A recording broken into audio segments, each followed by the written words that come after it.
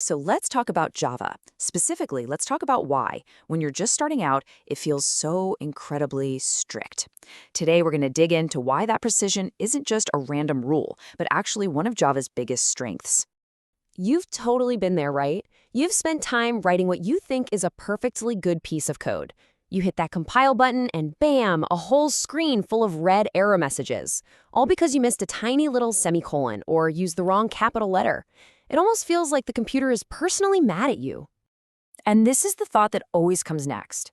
You're looking at your screen thinking, come on, it's so obvious what I was trying to do. Why can't you just figure it out? It's a completely fair question, and believe me, there is a very, very good reason for it. And that reason is the core idea for today. Java's strictness, it's not a bug, it's a feature. Seriously, all of those picky rules are like a safety net built right into the language to stop you from making mistakes that cause much bigger problems down the road.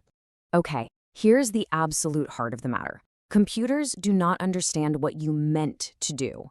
They only understand what you told them to do, exactly as you told them.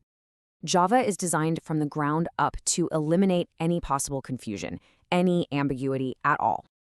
And this makes perfect sense when you think about it. We accept strict rules all the time in real life.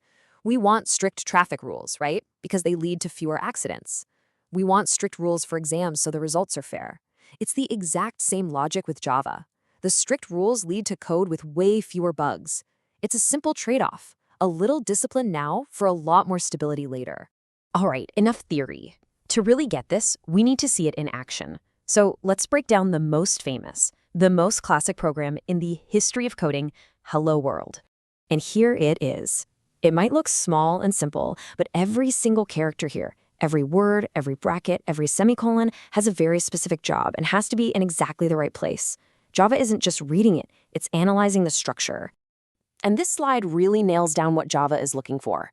The name of your class has to match the name of your file, period. Spelling has to be perfect. You can't just type class and expect Java to know you meant class. And those curly brackets, for every single one you open, you have to have one that closes it. The computer doesn't guess, it just follows the blueprint you give. So now let's become error detectives. We're going to look at some of the most common ways people break their code. Because honestly, understanding why something breaks is one of the best ways to learn how to build it right in the first place. Here's a classic, writing class with a capital C. To a human, it's the same word, but to Java, class and class are as different as night and day. One is a special keyword it knows how to use, and the other is just a word with no meaning. That's case sensitivity, and it's a huge deal in Java. The legendary missing semicolon. This one gets everybody when they're starting out. Just think of a semicolon in Java like a period at the end of a sentence.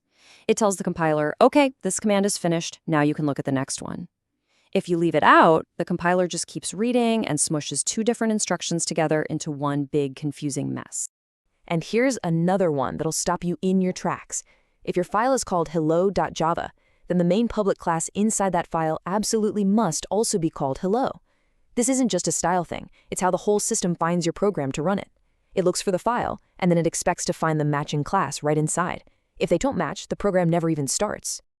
So the next time your code doesn't work because of one of these little things, try to remember this. It's not because Java is being mean or difficult. It's because it is demanding absolute, total, undeniable clarity from you. It's forcing you to be precise so it can do its job perfectly. And this all leads us to the big payoff. Because all this discipline, all this focus on getting the little details right, it's not just about avoiding errors. It's actually what makes Java so incredibly strong. And that's the prize at the end of all this. Once you learn these rules, once they become second nature, they stop feeling like hurdles. They become your tools.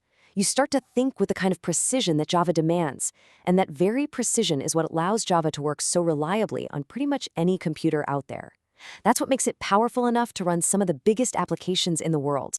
So now you get why Java is so demanding.